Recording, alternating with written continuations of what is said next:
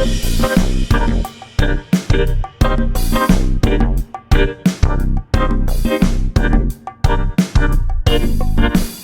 reading today, 1 Samuel, and I know in my last review I said that we were going to be reading 2 chapters instead of our normal 4. We're going to call a play. We're going to just do 1 chapter, you guys. The chapter of David and Goliath, chapter 17. I will be reading from the NIV translation of the Bible. Whatever translation that you're reading is perfect, stick with it. And if you do not have a Bible, do not worry. I gotcha. I'll put every single verse that I read on the screen for you to follow along. I thought it would be really sweet to just have a video on the story of David and Goliath. So that's what we're going to be doing today. Our next review will be 18, 19, 20, and 21. Let's get started. 1 Samuel chapter 17. All right, as we get into it, I'm not sure who knows this, but I was an English major, and Duke undergrad, and I was an English major. Another fun fact is that my mother was an English professor almost 40 years. It's wild. And she would have me as like a high schooler take her class. Wah, wah, wah. A craft that's really, really hard to master is the art of storytelling. Being able to tell a story is not easy. So many parts to a story, and it's really, really hard to do a story well, which is why they have classics, right? Stories that last for years and years.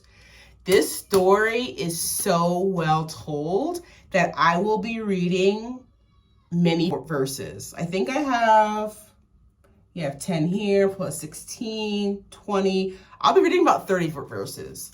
And the chapter is 58 verses. So I'll be reading out loud. And the reason that I decided to do it this way for this review is because it's just so beautifully told. So instead of me reading and summarizing it for you, I just wanted you to hear the word of God. The story is told so beautifully. Every word matters in this story, and I did not want to just summarize it. So let's dig in. Chapter 17, 1 Samuel chapter 17. Saul and the Israelites camped in the valley of Elah. I wanted to read for you verse 3. The Philistines occupied one hill and the Israelites another, with the valley between them. Goliath, we meet Goliath. Goliath is a champion from Gath. He came from the Philistine camp. Goliath was over 9 feet tall. All right, Bible scholars, I did some Googles, and I'm going to insert right here a picture, a sketch of what 9 feet actually looks like. Like, wow. So I'm going to insert, the first picture is going to be like a sketch. And then I found a picture that shows Goliath and David side by side, because so much of the artwork, when you research this, is them facing each other, which is wonderful, right? But you don't get the direct comparison between the 2 men side by side when they're at each other. And so another picture I'm going to show now of what other Bible scholars think is an accurate depiction, because the Bible does not tell us how tall David is. And so they did an average. Did you know the average, depending on where you look, the height of the average man is between 5'6" and 5 feet 9 inches. And so we know that Goliath was 9 feet, I think 9 feet 4 inches was his exact height. So I'm going to include the sketch, and then I'm going to include a representation of what David and Goliath most likely resembled.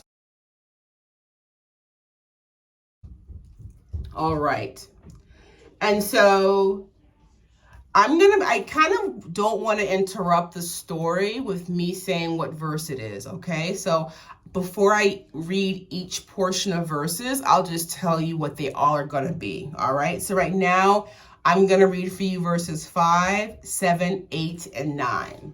Speaking about Goliath, he had a bronze helmet on his head and wore a coat of scale armor of bronze weighing 5,000 shekels.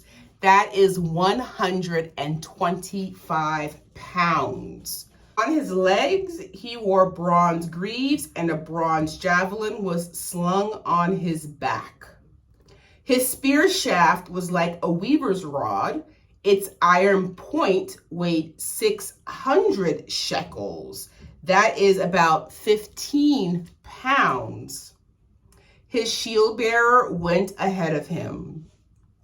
Goliath stood and shouted to the ranks of Israel, "Why do you come out and line up for battle? Am I not a Philistine? Are you not the servants of Saul? Choose a man, have him come down to me. If he is able to fight and kill me, we will become your subjects. But if I overcome him and kill him, you will become our subjects and serve us." Saul, it says in the Bible, Saul, not some, not a few, Saul and all, every single one of the Israelites were dismayed and terrified. Not a couple, not a group, every single one. The king and all that had come to battle, every single one, were terrified by Goliath. So David was Jesse's youngest son. Jesse had 8 boys. David was the youngest. His 3 oldest brothers were with Saul in war. I wanted to read for you guys verses 15 and 16. David went back and forth from Saul to tend his father's sheep at Bethlehem. For 40 days, the Philistine came forward every morning and evening and took his stand. That's more than a month, right, Bible scholars? 40 days? 40 days. That's the Noah's Ark, right? The rain for 40 days and 40 nights, if I'm not mistaken. But 40 days is a whole month plus another week and a half, day and night. So 80 times this Philistine came and said, "Send somebody." Everyone was afraid. Jesse instructed his son David to take roasted grain and 10 loaves of bread for his brothers, along with 10 cheeses to their commanders. Also, to see how his brothers were doing, David set out early the next morning. Verses 22, 23, 24, 25, 26. David left his things with the keeper of supplies, ran to the battle lines, and greeted his brothers. As he was talking with them, Goliath, the Philistine champion from Gath, stepped out from his lines and shouted his usual defiance, and David heard it. When the Israelites saw the man, again, not few, not a couple, they all, the word has all again, they all ran from him in great fear. Now the Israelites had been saying, "Do you see how this man keeps coming out? He comes out to defy Israel. The king will give great wealth to the man who kills him. He will also give him his daughter in marriage and will exempt his father's family from taxes in Israel." David asked the men standing near him, "What will be done for the man who kills this Philistine and removes this disgrace from Israel? Who is this uncircumcised Philistine that he should defy the armies of the living God?"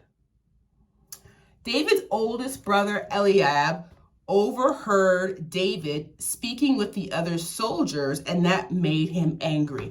And I read this part a couple of times, tribes. I'm like, why is that included in the word? And I think that's included to show the non-support of David's most senior relative.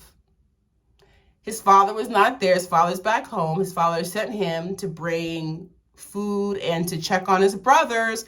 And the most senior member, the one with the most authority over him, is not happy about him talking about this. I wanted to read for you all verses 31, 32, 33, 34, 35, 36, and 37. What David had said was overheard and reported to Saul. Saul sent for him. David said to Saul, "Let no one lose heart on account of this Philistine. Your servant will go and fight him." So he was not asked. He offered. Saul replied, "You are not able to go out against this Philistine and fight him. You are only a boy, and he has been a fighting man from his youth." But David said to Saul, "Your servant has been keeping his father's sheep. When a lion or a bear came and carried off a sheep from the flock, I went after it, struck it, rescued the sheep from its mouth. When it turned on me, I seized it by its hair, struck it, and killed it. Your servant has killed both the lion and the bear. This uncircumcised Philistine will be like one of them, because he has defied the armies of the living God.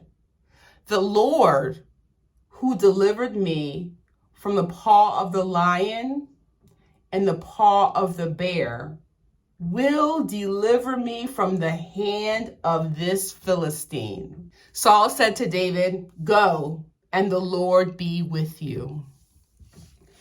All right, let's pause here. A lot to unpack. David, when I read this portion, Bible scholars, I thought to myself, wow, these adversaries in this past that he had to deal with while shepherding flocks is what prepared him to face Goliath. What are the battles in our lives? What's going on in our lives that we're battling?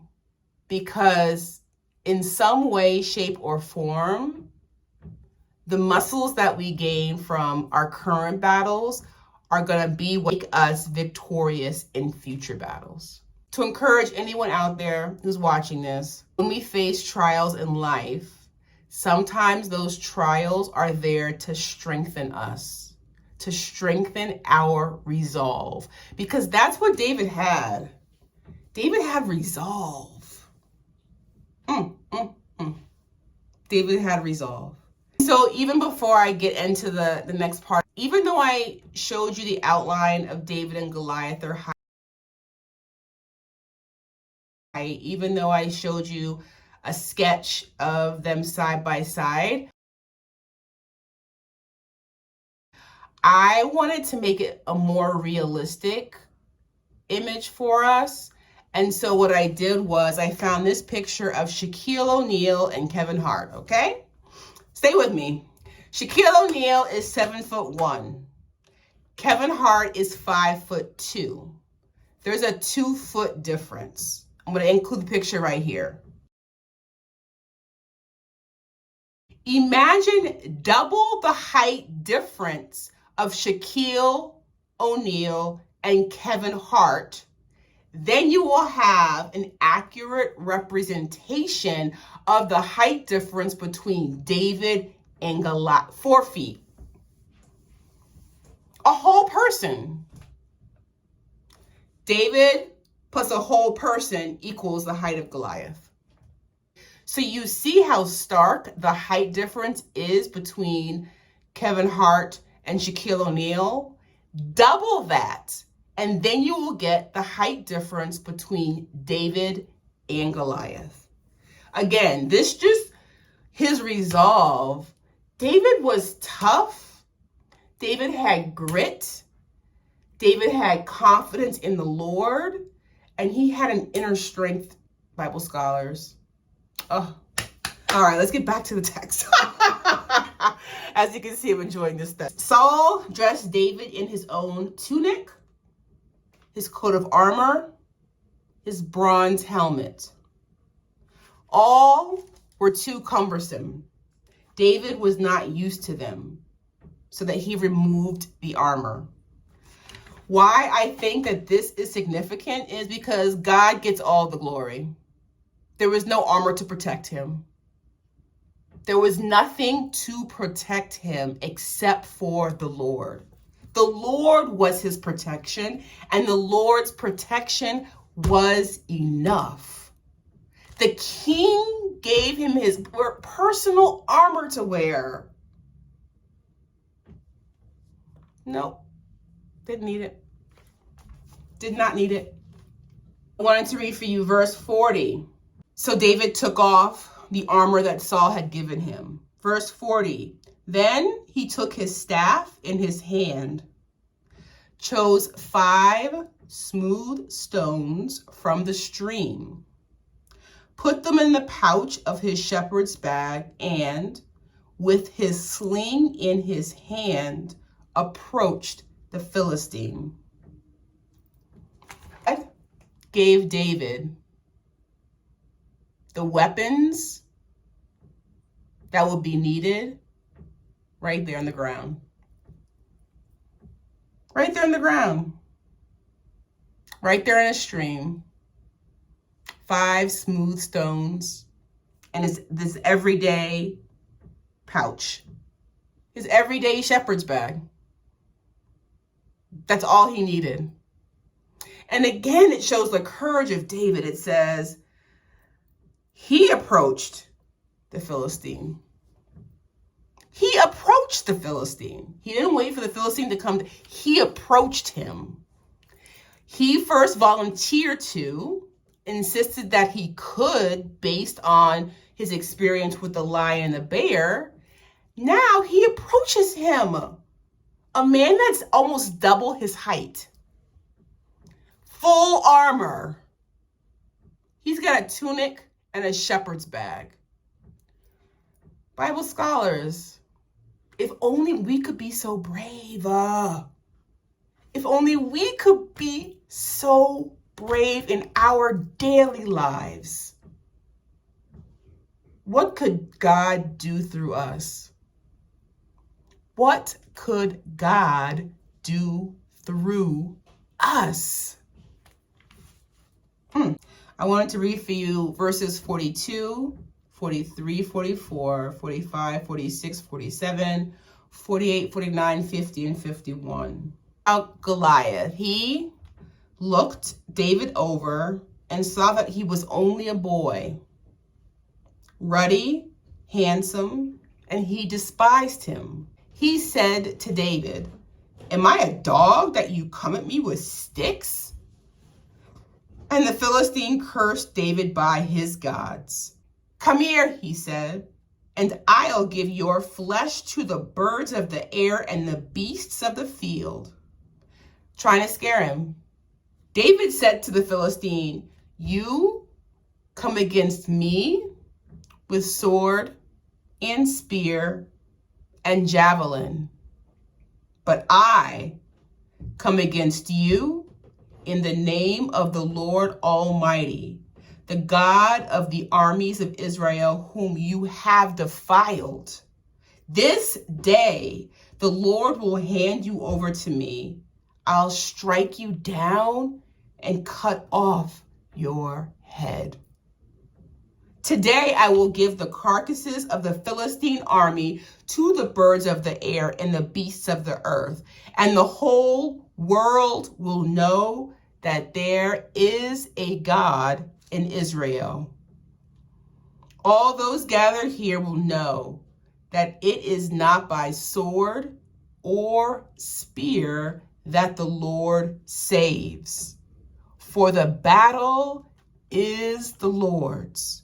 He will give all of you into our hands." As the Philistine moved closer to attack him, David ran quickly toward the battle line to meet him. No fear. Not just ran, he ran quickly to meet him.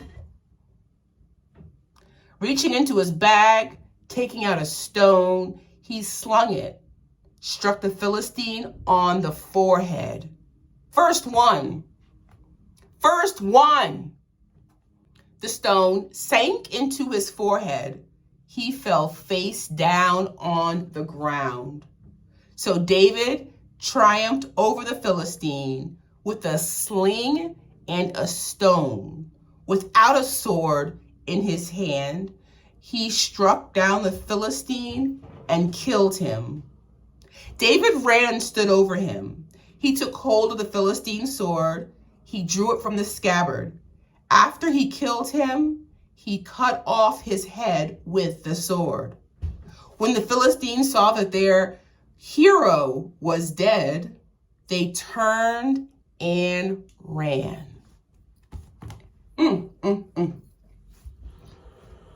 First one, a stone. First try, knocked him down and killed him. Used his own sword to cut off his head. The Philistines tried to run away, but men of Israel and Judah pursued the Philistines, killing them. Then the Israelites plundered the Philistine camp. Verse 54, David took the Philistines' head, brought it to Jerusalem. He put the Philistines' weapons in his own tent. Saul asks Abner, commander of the army, whose son David was. Abner did not know. And in my notes, God used a man unknown to even the army commander. That's who David was. God used David, who was unknown, to even the army commander. The chapter ends with verses 57 and 58. As soon as David returned from killing the Philistine, Abner took him, brought him before Saul, with David still holding the Philistine's head. Whose son are you, young man? Saul asked him. David said, I am the son of your servant Jesse of Bethlehem. Whew. Bible scholars, what a treat that was. David and Goliath is definitely a very popular Bible story. And so I wanted to really just take our time and give it justice, give it the extrapolation I thought that it was due. What a beautiful story. And the thing about it is that every time I read it, I learn something new, literally. And I think that's what it means when people say the Bible is life-giving. It continues to give, because there's so many layers to it. This time reading it, I learned all of the, not a few, they were all afraid. And then also, because it's context, right? I also learned that David is the one that offered his services to Saul. Saul didn't pick him out. David volunteered up. David volunteered when all of the other Israelites were scared and feared him. 40 days, for a month and a week and a half, he's going up saying, send me a man. Twice a day, it said, day and night. So 80 different times this man has come and said, come, send somebody. No one came. No one. Until David arrived. And David arrived being obedient to his father, bringing food to his brothers and to his brothers' army commanders. Being obedient. The king put his very own armor on him. He said, no, it's too heavy. He trusted God that much. He took 5 stones from a stream, flat stones in his little pouch. The first one he used, the very first one that he used. All right, tribe. Wow. It's like, you know, these, they're not kids' Bible stories. Like, they're not. There's so much for us to learn. Because think about it, you know, when he was tending sheep, he had to fight off, you know, a bear and a lion with his own hand. But that's what gave him confidence. He's done it before, and God is with him. All right. Bible scholars, this was a pleasure and a joy. I hope that your week is off to a great start. Our next review will be of chapters 18, 19, 20, and 21. All right, as always, any questions, comments, or revelations, drop them in the comments below. Otherwise, I look forward to seeing you in our next review. Bye for now, Bible scholars.